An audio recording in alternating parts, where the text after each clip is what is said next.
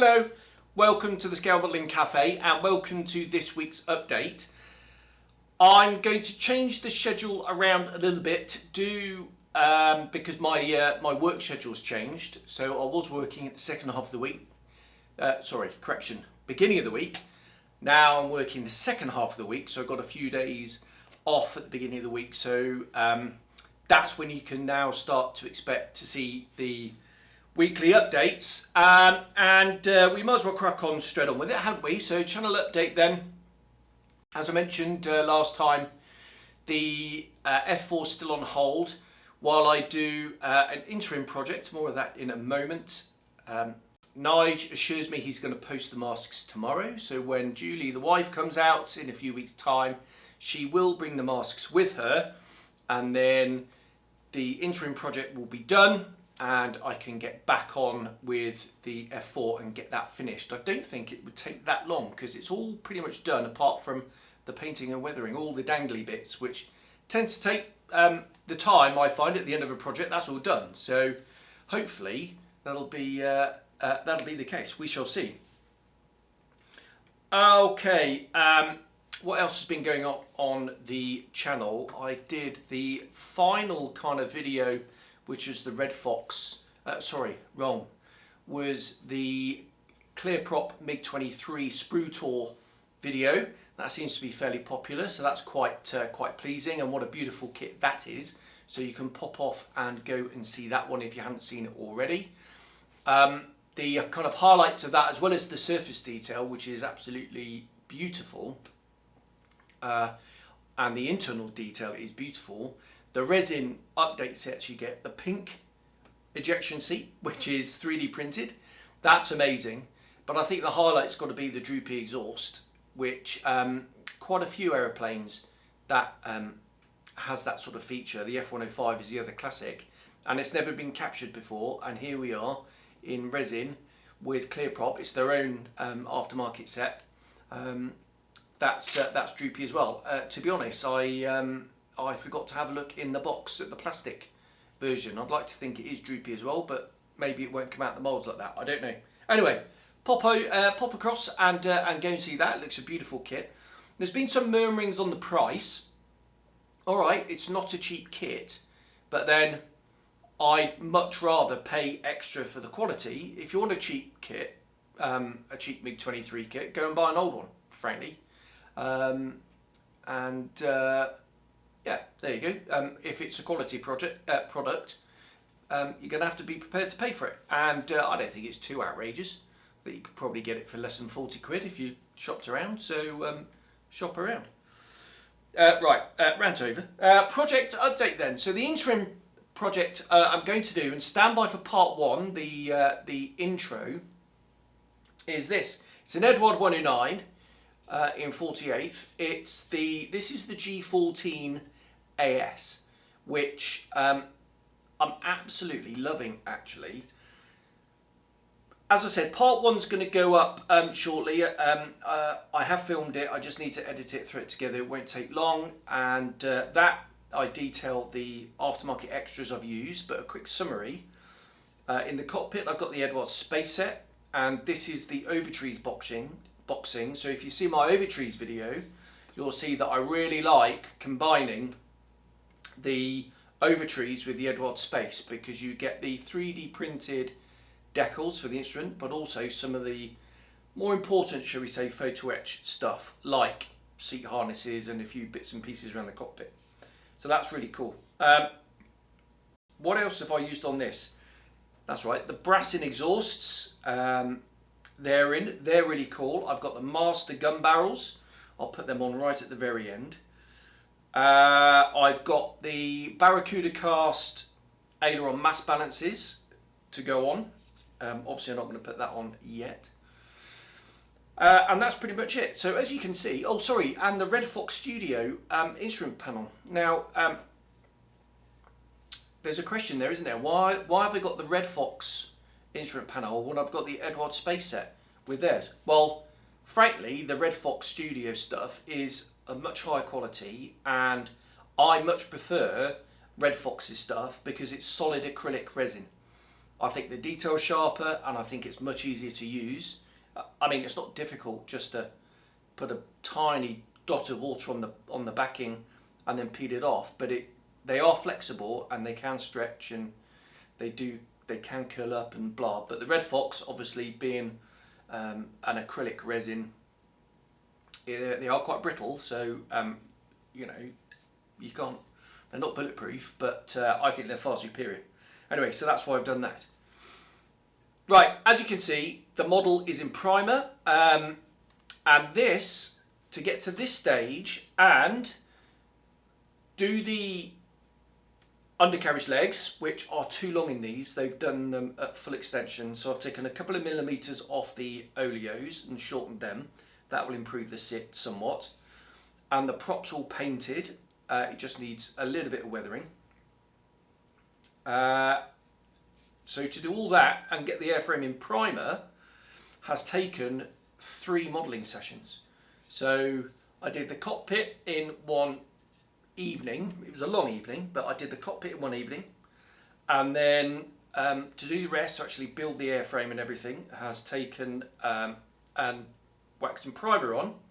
And this is Mr. Surfacer 1500 finishing blah. Has taken essentially the weekend. So yeah, really quick. I'm going to go to work tomorrow up at Madge, and I'm back on Thursday, and then I've got 4 days off, and I'll get that finished then, and then it's just a mammoth editing job, and then I can Julie and number 2 arrive, and then so a couple of weeks off modelling and the channel, and then it'll be finishing off the Phantom. So that's the project update. So look out for videos of that. Part 1 intro coming very soon, and then there'll be a video on the cockpit, and then a video essentially taking you up to this stage, and then there'll be probably the final painting and weathering video to finish off. So quite a quick one, but then it is a relatively simple kit, I guess. Right, on to the news, and there's quite a lot of news to cover because I haven't done much news lately, so strap yourselves in. Exciting music arrived yesterday, or might have even been today actually, was a new tool, the 1/48 scale Wasp, the precursor to the Lynx. Obviously dear to my heart is the Lynx, and this is the precursor to that, and it looks a lovely kit. We think the company is AMG, but we'll have to wait and see for more details on that. But a 48 scale Lynx, I think that's going to prove very popular, certainly in the UK. Right, update on Armour Hobbies Hurricane, easy for me to say. They've released the box art and the colour schemes, some really nice colour schemes. There's an all over black one, which looks really cool. There's a like a day fighter one in the green and grey, and then there's Stanford Tux, which I didn't know he flew a 2C actually, and that's in the brown and green camo. Now I've got a real thing for Stanford Tuck. I've read his book about a gazillion times, literally read it till it fell apart, so I do need to get another copy actually. Fly for Your Life, fantastic book.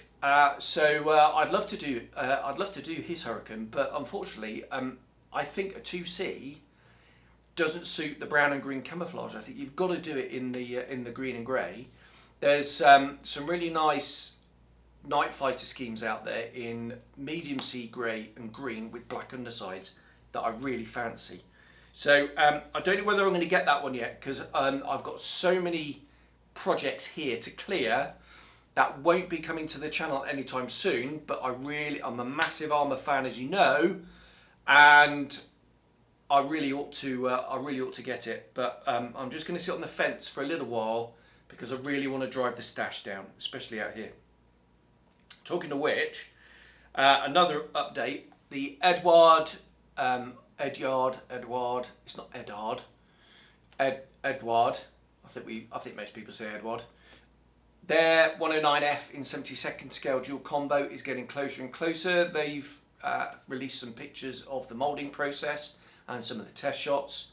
That really is imminent. and I will be getting that, and that will be coming to the channel. Definitely, really excited about that. So look out for that coming. I think that's due out next month in June, I think. If not, it'll be July, but that's definitely coming to the channel. Very excited about that. Right, another new kit, Ammo's MiG-17 and 1/48 scale. That will be coming to the channel as well. I spoke to Javier, he's the editor of the Weathering Aircraft, he's a good mate of mine, and I'm going to get a review sample, so that will be coming to the channel.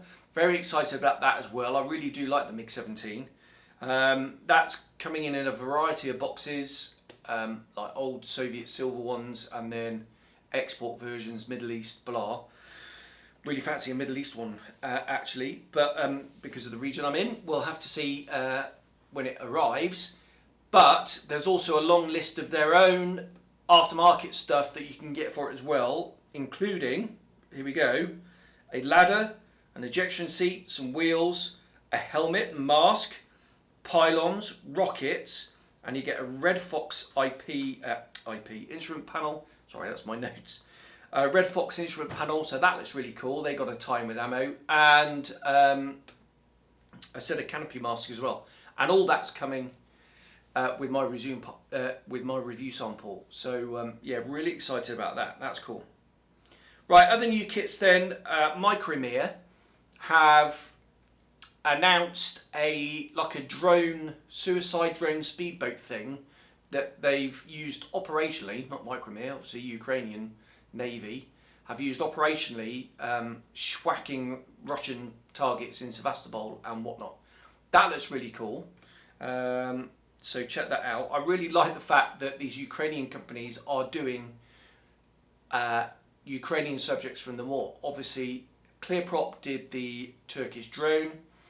ICM have done figures, and I just think it's really cool. So yeah, good luck to them in more ways than one, obviously. Right, another couple of bits. Aftermarket now. Barracuda Studios have announced quite a few new sets. Usual plethora of wheels and things like that. I'm not going to list them all here, but what's really cool is in 1/24th, 32nd, 48 and 72nd, some 3D printed Spitfire control columns that are highly detailed, and yeah, they look stunning. So definitely going to get some of those in 48th, because I got a couple of Spitfire, well, one Spitfire and one I'm going to convert into a Seafire. That's going to come to the channel at some stage. Flipping work's getting in the way, isn't it, of the hobby, which is a pain. So yeah, definitely going to get those. They look really cool. And the last thing I'll talk about is another new kit, is some more detail on the Fine Molds F-15. They have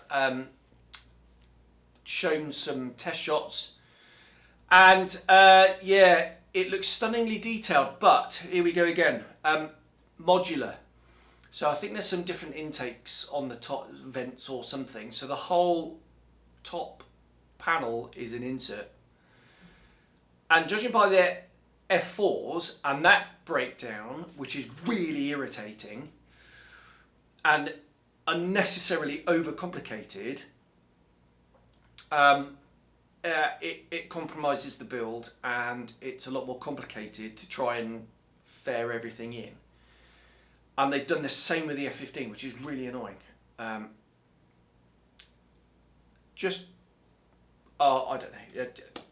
How would I fix that? I would fix that by, I'd rather have, like Edward's take, where you'll get a completely different fuselage or a completely different set of wings, rather than lots of little inserts everywhere.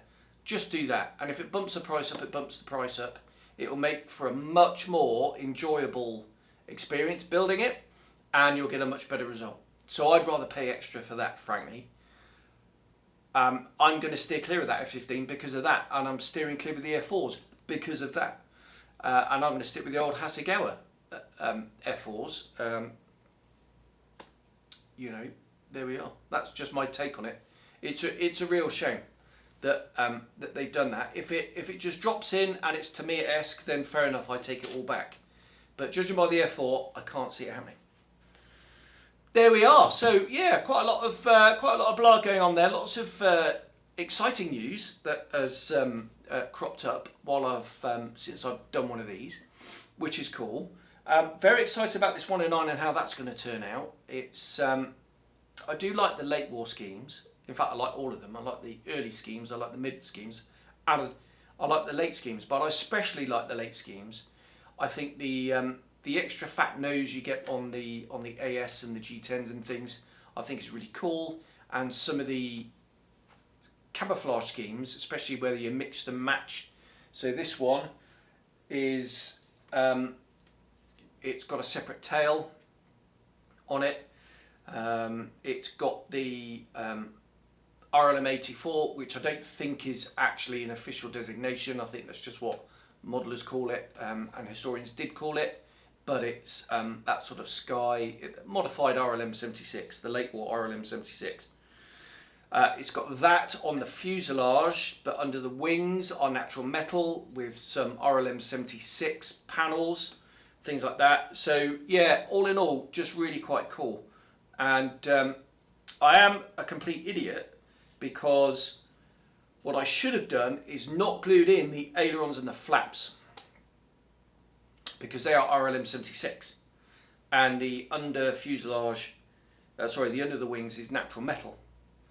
I've gone and glued it in now, so I've given myself a bit of an awkward masking job, but you know, whatever. It's not the end of the world, is it? Right, there we go. I'm going to leave it there.